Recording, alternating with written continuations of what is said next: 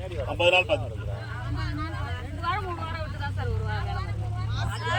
ரெகுலரா வேணும். விவசாய வேலை இல்லை, தண்ணி எண்ணி இல்லாத ரோடு 2 வாரம் 1 வாரத்துக்கு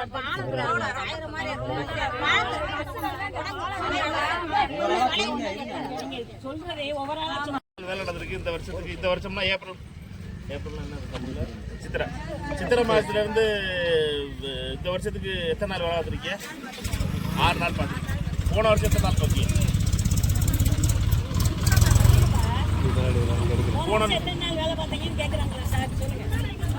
ரெண்டே கேள்வி தான் கேட்டேன். முதல்ல ஏப்ரல் மாசத்துல இருந்து எத்தனை நாள் வேலை நடந்துச்சு? 6 நாள். நீங்க பேர ஒரு ஆளு 6 நாள் ரைட்டா? இப்போ 2வது வாரம் 6 நாள் பார்த்துருக்கீங்க ரைட்டா? நீங்க முதல் நாள் பார்த்துருக்கீங்க. நான் சொல்லி கேட்கறதே என்னன்னுப்பா, ஏப்ரல் மாசத்துல கேள்வி முதல்ல தெளிவாக தயவு செய்து புரிஞ்சுக்கிடுங்க.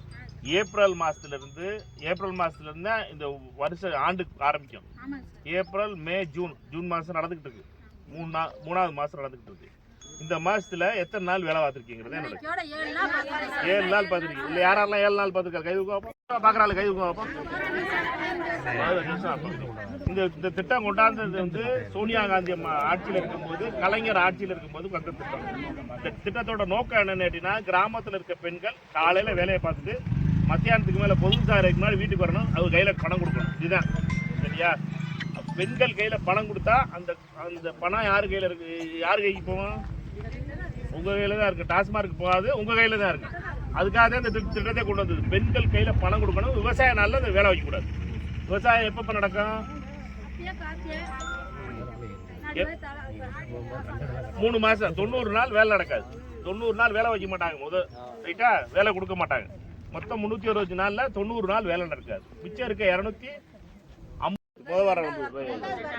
இதே இதை அப்படியே நான் கேட்கறது என்னட்டுன்னா, போன வருஷம் ஏப்ரல் மாசத்துல இருந்து மார்ச் மாசம் வரைக்கும் இருக்கும்ல வருஷம், ஒரு வருஷம். அதுல எத்தனை நாள் பார்த்துருப்பீங்க? 50 நாள் பார்த்தீங்க. முதல்ல கேள்வி எத்தனை நாள் பார்த்தீங்கிறதே கேள்வி. முதல்ல 50 நாள் பார்த்துருக்கீங்க. 50 நாள் பார்த்தாலே எத்தனை பேர் இருப்பீங்க? 60 நாள் பார்த்தாலே 60 நாள் பார்த்தாலும் இருக்கீங்களா? யாராரு 60 நாள் பார்த்தாலும் கணக்கு பார்க்க முடியல.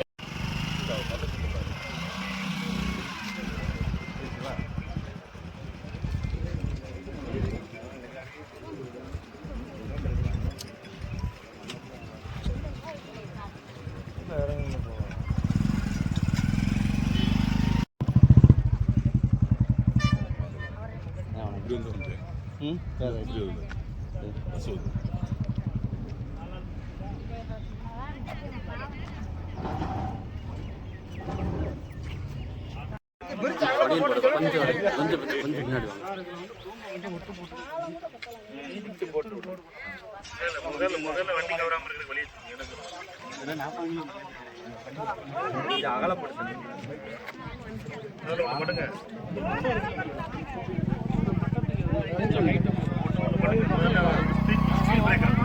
சரியா?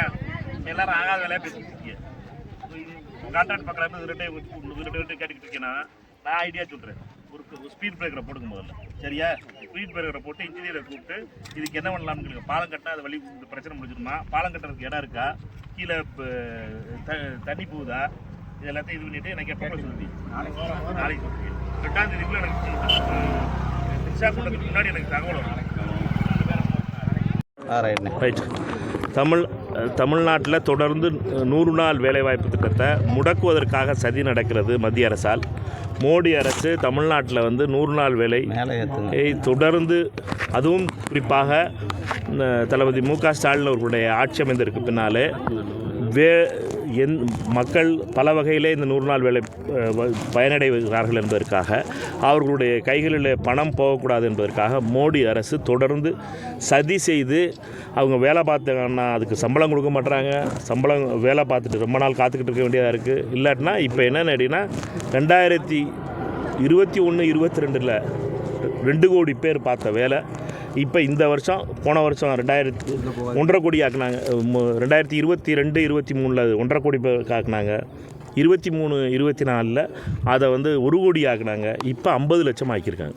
அதாவது 4 பேர் பார்த்துக்கிட்டு இருந்த வேலை இப்போ ஒரு ஆளுக்கு மட்டும் கிடைக்கக்கூடிய ஒரு அவல நிலையை மோடி அரசு உருவாக்கி இருக்கிறது. இது எப்படி நீங்கள் மேற்கு வங்காளத்தில் இதே மாதிரி சதி செய்து 100 நாள் வேலைவாய்ப்பு திட்டத்தை ஏறக்குறைய 4 வருடங்களாக நடக்க விடாமல் ஆக்கிய மோடி அரசாக இருக்கிறது இந்த அரசு.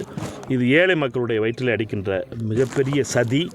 இந்த சதியை எதிர்த்து தொடர்ந்து போராடுவோம். பாராளுமன்றத்தில் வருகின்ற மழைக்கால கூட்டத்தொடரில் இதற்காக எப்படி பட்ஜெட் கூட்டத்தொடரில் இதற்காக நாடாளுமன்ற உறுப்பினர்கள் பணம் வரவில்லை, போன தடவை இதுவரை 2000 கோடி ரூபாயை 100 நாள் வேலைவாய்ப்பு திட்டத்துக்கு வேலை செய்த மக்களுக்கு ஏறக்குறைய 4 மாதங்களாக காக்க வச்சு பணம் கொடுக்குறத வந்து நிறுத்தணும். உடனடியாக 100 நாள் வேலைவாய்ப்பு திட்டத்தில் பணம் கொடுக்க வேண்டும் என்று எப்படி போராடினோமோ இப்பொழுது மழைக்கால கூட்டத்தொடரிலும் இந்த வேலையை கேட்கின்ற மக்களுக்கு உரிய சட்டப்படி, அதாவது Mahatma Gandhi rural employment guarantee actin படி உள்ள சட்டப்படி கொடுக்க வேண்டும் என்பதற்காக தொடர்ந்து வலியுறுத்துவோம், குரல் எழுப்புவோம் பாராளுமன்றத்தில்.